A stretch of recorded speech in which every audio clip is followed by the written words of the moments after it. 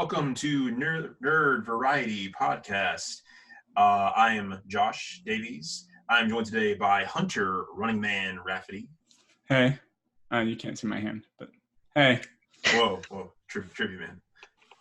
And we're also joined by Hannah Tree Hugger Hogan. That is surprisingly accurate, actually.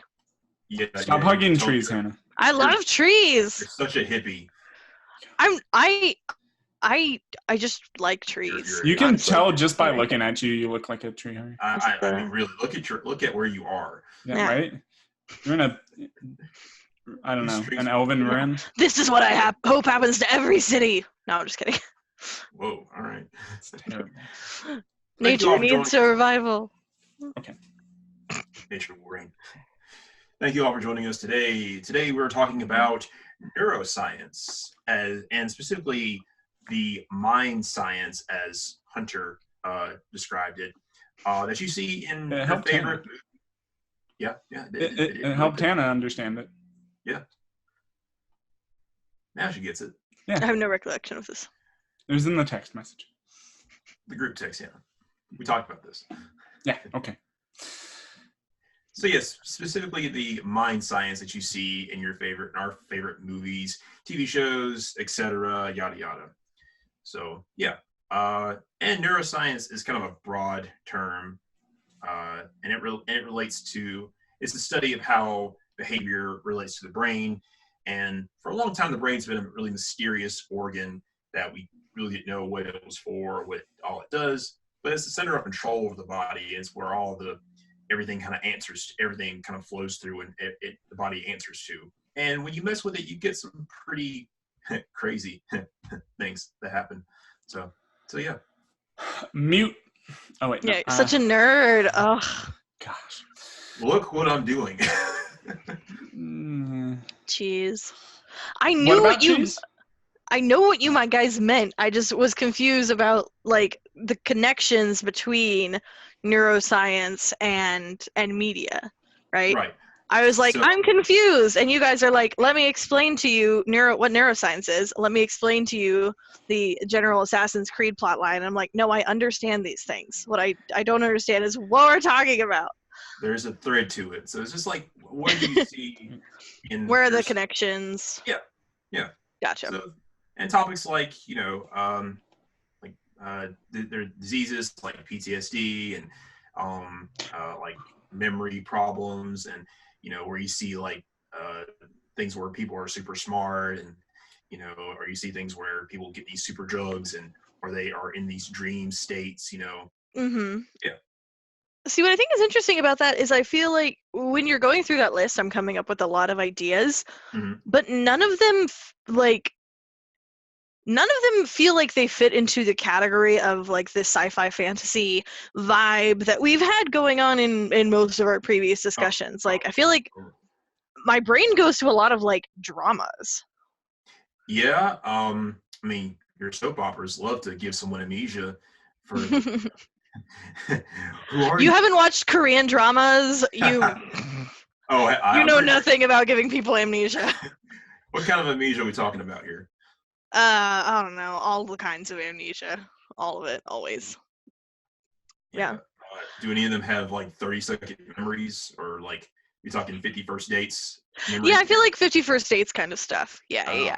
Or like, oh, so and so was in a car accident and they forgot everyone, and I feel like there's the storyline of like, you have to make her fall in love with you all over again, but make him remember who he truly is. Right. Yeah. All that sort of stuff. Well, who you are. Okay. Well, I have one that I want to bring up as a somewhat recent, very good case of this, I think, in video games.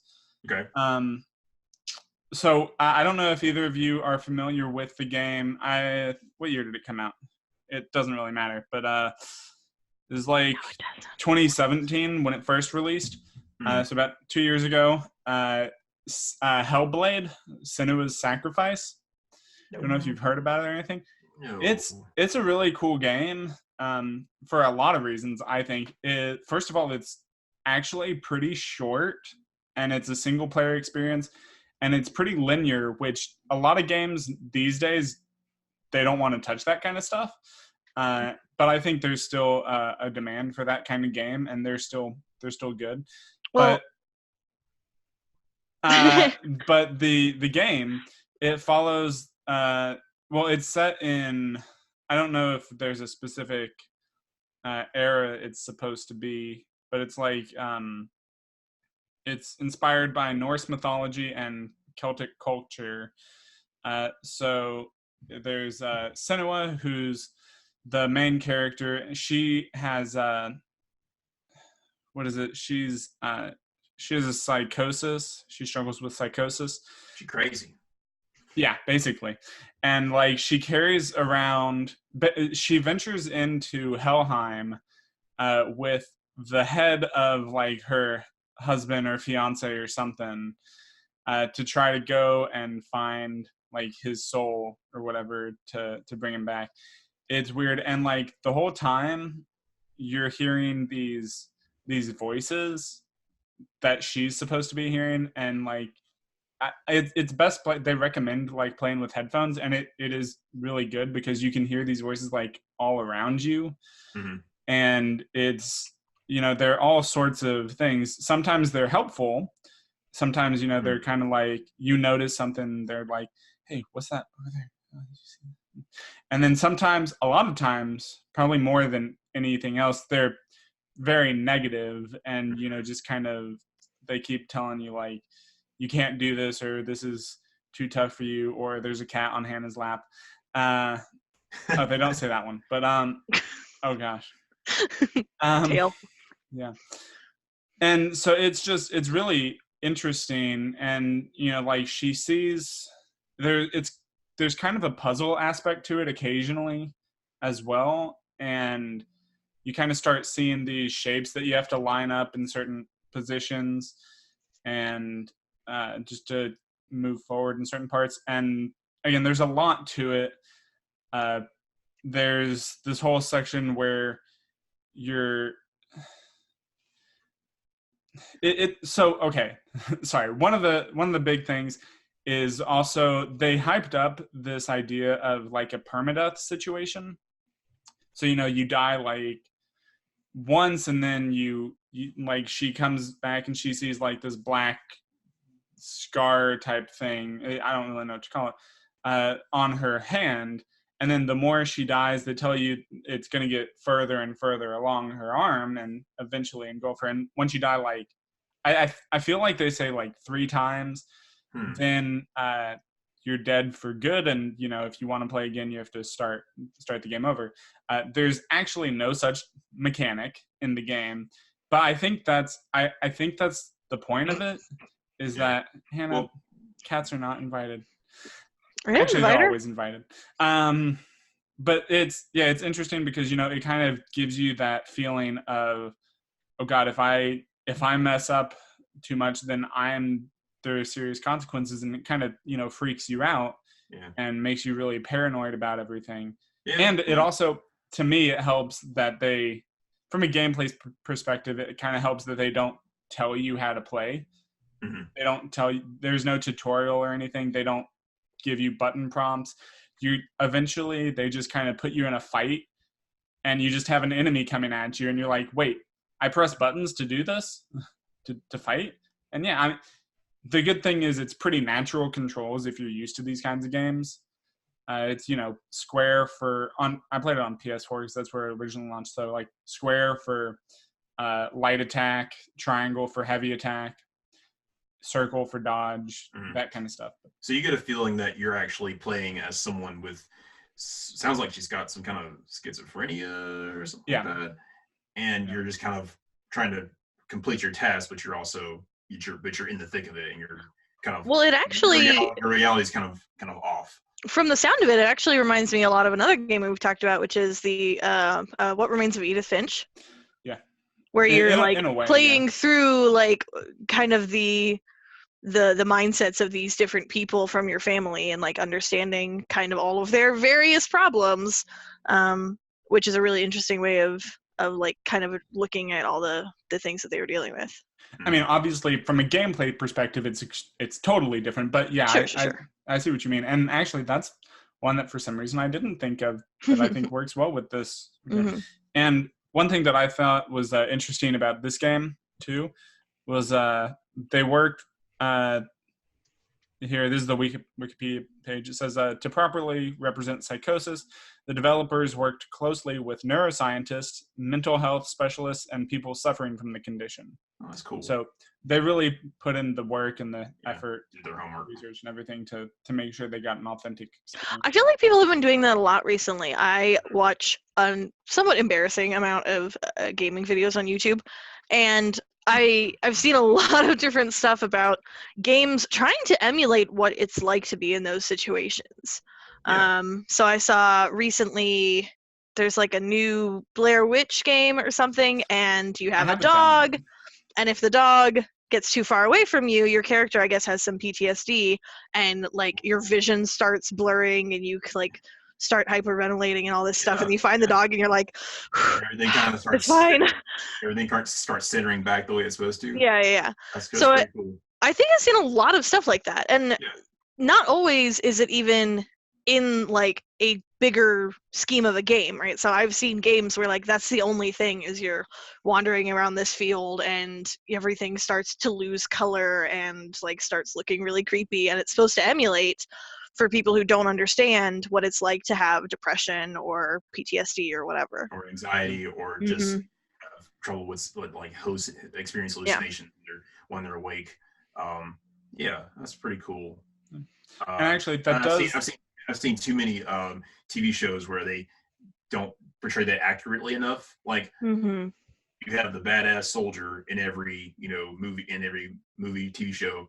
He's sleeping in his bed and he has a flashback to the war or the trauma time, and then he wakes up with his gun pointed at somebody, and he's like, where are they? So I think it's something that they somehow get over it as the episode goes on, which is it's not really accurate, but they are trying to. I mean, I do think it's something that is tougher to portray in a film, in video than through a video game. Because with a video game, that's like the perfect medium to do that through, because you have, as the player, sorry, I couldn't think of the word. As the player, you're actually, taking place in this world. You're taking over the place of this person, and they're really trying to make you. Well, and one of the things that I thought about that I don't even know if it does it on purpose, but I've played through the Batman Telltale games, and one of the things I remember most specifically from those games was how stressed I was all of the time, because you're put in the situation of Batman, and like none of the decisions are good decisions. Right? Like no matter what you do, you're like, this all sucks. That's a lot of Telltale games. That's every Telltale game. That's why I don't like Telltale games, because they make me anxious. That's why I love Telltale games. Same, honestly. And Walking Dead. I felt it especially with the Batman games, though, for some reason. I may be wrong about this, but I feel like I read somewhat recently that they're back in business or something. I don't know. Topic for another day. I mean, I'm just excited to see The Wolf Among Us 2 come out. Season 2 come out again.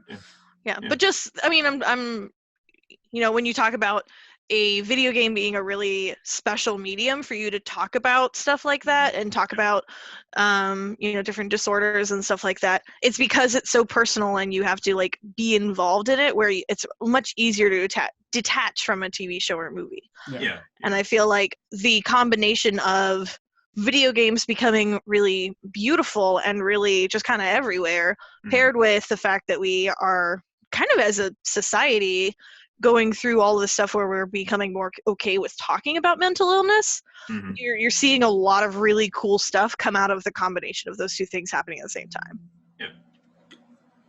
Yeah. Did I just say everything perfectly? Are we done? Hold on. Oh, no. I was.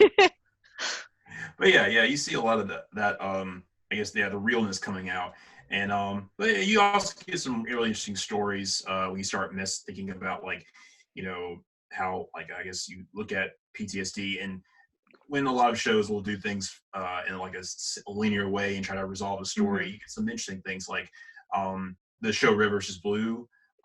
How in the show, like I think that they give a character dissociative identity disorder by giving him, like, traumatizing him, and and the base character is the memory, and and Church is still living with all that trauma and that anger, and he doesn't know why, but and his memory is fragmented. So sci-fi stuff like that is a really interesting way of like talking about like how they all relate to each other, like trauma leads to certain disorders. Well, and I think another new sort of thing is this a going away from the idea of having like a token disabled character. Right? Yeah. And then that goes for all representation, right? Like we've always had, like the one female that has to be in this guy movie just so we have a female, and then the gay friend, and like all of this stuff. And I feel like we're finally getting to a place where we just have people who like have some issues they got to deal with, or they're gay, or they're this, or they're that, or whatever. I think we're getting closer to that, and it's good to. For sure. It's definitely, I think, good to have more than one character with a certain, any kind of identity, because usually what happens if you have one like token character, then what happens with that character is they get all the stereotypes on them right there. And they're not. Well, and you're not showing that like people are complex, right? When you have like a character that's like, oh yeah, that's the PTSD character. It's like, no, like no one's that simple, right? Just to very complex. I just wanted to kind of bring this up. Just made me think of it. When I was at Dragon Con, someone talked about this. Like with non-binary people, this is a thing that I had been excited when I had heard that Flack in Borderlands 3 is non-binary. But then the more I thought about it, and then someone brought up this point, I'm like, yeah, it's like, make your non-binary characters like people. Like, stop making them robots or aliens or something. It's like, that is a very fair point, because Flack, as much as I like him, he's them, I guess, just talking about that. They're a robot. Yeah. So I actually, my day job is doing math tutoring with elementary students, and we go through like this kind of D&D style story with them, and they pick characters, and we actually have two of the characters who are just an elf and a fox, and they don't really have a gender. So like even 8-year-olds, if they're like, yeah, I don't really like this girl in the dress or the guy, I can just be a fox. That's fine. Yeah. So I think the fact that kind of stuff is happening is really cool. Yeah. But not totally what we're talking about. Well, everybody's brain is different, so you're going to have people that express themselves differently, or different traits come out, and you're not going to, even twins are not going to be the exact same person. Oh, definitely. A couple of my cousins are twins, and I definitely know that for sure. Yeah, you learn pretty quick. They will let you know. Yeah. So I'm trying to think back to like some older forms of media that specifically I remember having sort of those token disabled characters, or this is what mentally ill characters. I don't know. I'm just trying to think if I can think of anything specific. Or just maybe I think about more psychology, things like psychological like topics that are touched on, like older like shows. Right. Anything like that? In older shows? Do they the episode where they go into this person's mind and stuff like that?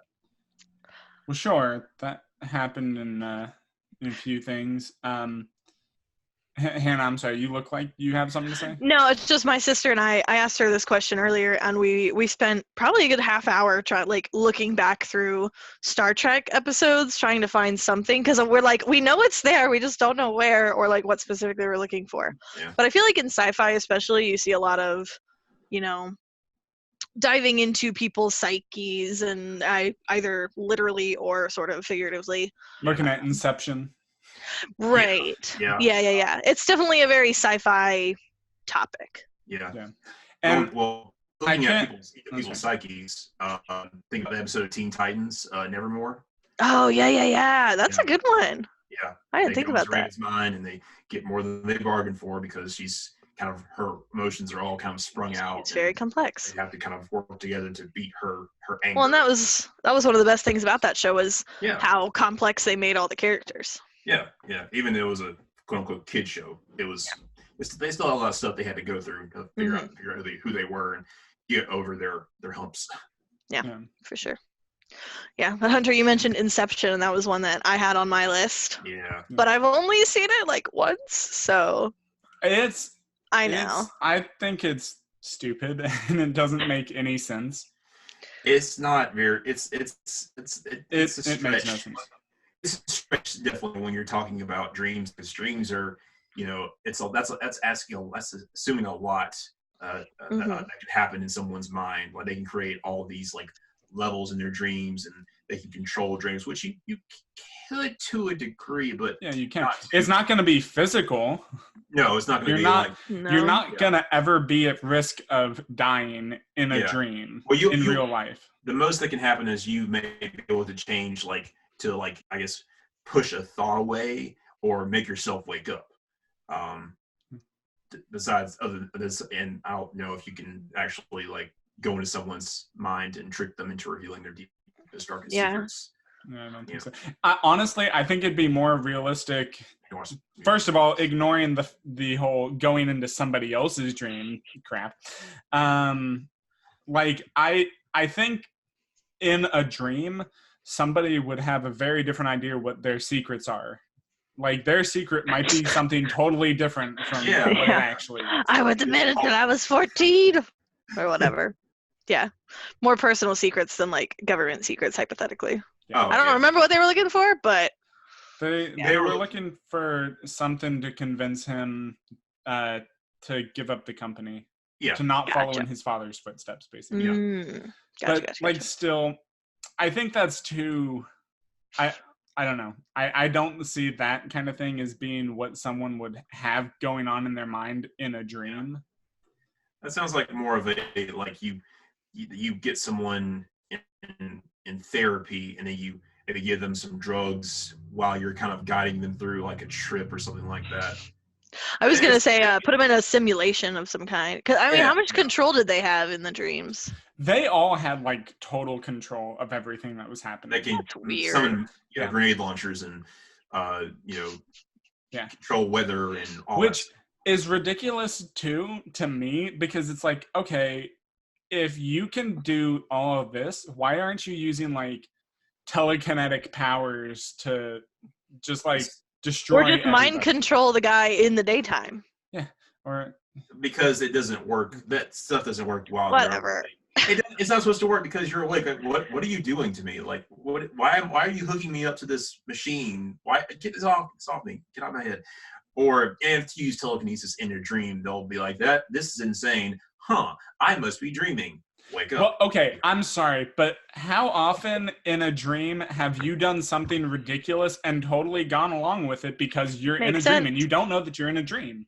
Mm-hmm. Well, a lot of times I realize, this is a dream. I need to wake up. Do you do that always, though? No, I do not. But it has happened. I don't know if that's ever happened to me. I'm always like, all right. Okay. Yeah, like you don't notice it like at least for a good while in the dream. You might realize it later if you do realize it. Yeah. Once you wake up, you definitely realize it. Yeah. I think another good example of not realizing you're in a dream the whole time is Alice in Wonderland, because all the crazy, trippy stuff that happened in Wonderland, honey, wake up, you were sleeping. Hey, she wasn't sleeping. She was in a drug trip. I guess who is that lady with her? Is that her sister? Aunt? I don't remember. It was, okay. Her sister. Yeah, she gave her a little, spiked her teeth, her afternoon teeth.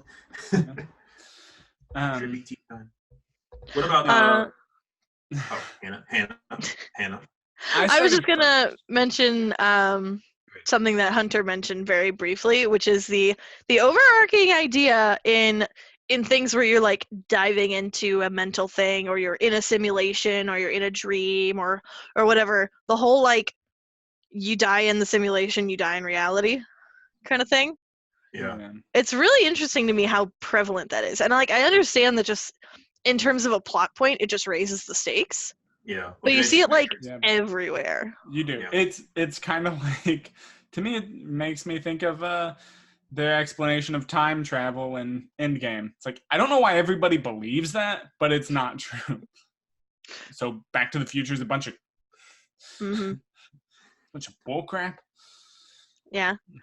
And the other like really prevalent psychological-ish thing that you see a ton is the idea of like switching brains or switching bodies with someone. Yeah, Freaky Friday or Yeah. getting Which into is a also brain switch machine or something. Makes me It's think just- of Futurama. That's why I go. it makes me think of a lot of things. It happens all the time. Yeah. And It yeah. it's happens in just Community. yeah, and it's just like, why is this such an idea that we love, other than the fact that like, especially girls and guys switching is like a lot of awkwardness around that. Yeah. But like, it's just a really common plot that you see, which I think is really interesting. Yeah. It's a fun concept because, like, oh, I have to see life through this person's eyes, or they don't have it as good. It's more of them learning and getting some perspective. So walking a mile in someone else's shoes. Yeah, Teen Titans did it. That was a really good episode, actually.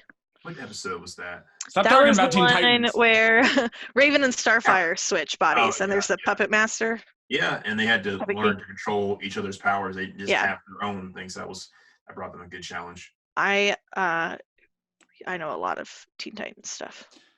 So I Oh, wanted okay. to touch on, I don't know if you guys are done right now. I don't seem to care. I wanted to touch on Assassin's Creed because they definitely do a lot of this stuff. And while it's a little weird, their explanation is kind of thin. It's a stretch, It's a stretch. Their whole thing is they say, all right, there's something in everybody's DNA that you can access. You actually have your DNA contains memories of ancestors. So it's like a very literal idea of genetic memory. Genetics.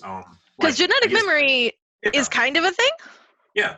We've learned over thousands and years about how to tell when an animal is dangerous, and that's expressed in or a plant is dangerous, and that's expressed in what we do nowadays with red and black, or the color red, or things that are brightly colored. The most classic example. Pay attention to those things. The most classic example is, I think it's like monarch butterflies who do the same migration every year, but they're different butterflies every year. So like genetic memory is a thing, but not to the level that they talk about it in Assassin's Creed. Yeah. And I've been watching Venture Brothers, so of course Monarch Butterfly, I immediately go to that. I don't know if either of you've ever seen that, so whatever. A little bit. I know what you mean. Yeah. My friends are disappointed. I am the monarch. Yes. You didn't put it on our list of classics. I haven't gotten around to it. Don't get it started. Yeah. Okay. Yeah. But yeah, it's a little weird. They put them in a machine, and the machine has changed so much over the years. And they put in the first one, like they put a visor over him in this machine, and it lets him kind of like see the memories of his ancestors. But it's also kind of like a dream sequence, like a lucid dream sequence, I guess, because he's actually like able to control, they're actually able to control the character in the past, their ancestor. And through that, like, you also see things with the machine. It's gameplay reasons, but you do something that's a little out of line with who the character is supposed to be. Like you start attacking random civilians, it'll say like you're getting close to desynchronizing with them because your ancestor didn't do this or something. And you can run around in circles for like 4 hours and then they won't say anything. It is like kind of a weird like middle ground between a simulation and a dream state, isn't it? Yeah. I would say. Yeah, it's a bit weird, but I mean, I it works to a degree. Like, it's fun entertainment. Yeah. Yeah. So Well, we're and it's thinking very of, similar to the Matrix, which I know we talked about briefly mhm. in our text messages. Mm. The idea of like, I guess it's like almost having being a different person in this simulation, right? I feel like it's in kind of the same ballpark, but a little bit more Inception-y. Mhm. Assassin's Creed Probably. is. Probably. Although I don't even know. I might. That's even hard to say. I might say Matrix is more like Inception in that sense, but again, that is a little difficult to say. A little more video game, VR, augmented reality, so to speak. Yeah, I was gonna say, Yeah. have either of you seen Sword Art Online? A Yeah. little bit. Yeah. That's very Matrix-y in a way. Yeah. Because Yeah. You die in the game, you die in reality. Yeah. But also, like in Assassin's Creed, not just, that the whole memory thing, but a little more, I guess you could say, again, still a stretch of realistic, but a little closer to the realistic part of genetic memory is the ancestors all pass on this trait of the eagle vision. And that's like, they explain it, I think, in the first one. I don't remember if they explain it really anywhere else. They might, but I can't remember for sure. All the ancestors have like this sixth sense, basically. Yeah. And it shows up, as like a video game mechanic, of course. But the reason for it is, or the in-game lore reason is that their sixth sense is kind of able to tell the kind of intentions of different people. Like they can kind of tell if someone has bad intentions, if they're going to be useful, or if they're a friend. That kind of thing. they're kind of like, mentalist. Where they can kind of read I feel like the creators of the game wanted to tried to get as close to the this is just not believable line as they could without saying your specific family has superpowers. Yeah, because there's a lot of mystical elements. Yeah, and there's this idea of the lineage and all this stuff. There is also the fact that they throw in the whole precursor race, the Isu, who they had, they were the ones who came before. They were in the first civilization, and they had their DNA was different. They had the triple helix, I think, something like that. And some of their DNA, I guess, I don't remember how, but I know they explain it in one of them. Their DNA kind of ended up surviving through the humans, and it kind of went through there, which is why some people have manifested.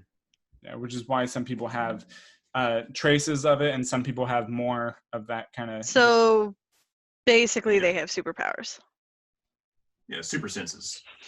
Sure, it's not necessarily super genetics. It's not necessarily whatever. Super. It's just Enhanced. Different. It's just different. Yeah. I know you want to poke holes in this, Hannah, but I'm just telling you. I'm not. Yes, you are. Kind of take this little toothpick here and just, yeah. But that you see that a lot in video games and certain movies, where you can enhance someone by enhancing, going into their brain and changing something or changing a gene expression. I know for, what was it? I'm trying to think of it. Yeah, there's the movies where you get super intelligence like Limitless or Lucy, both which love that whole 10% of you use only 10% of your brain myth, which I hope everybody knows is not true. You use all of your brain, just different parts working together. Yeah.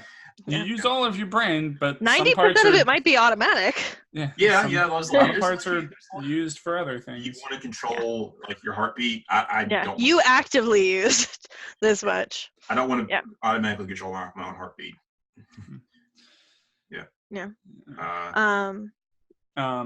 That sounds a lot. That sounds a lot like Flowers for Algernon.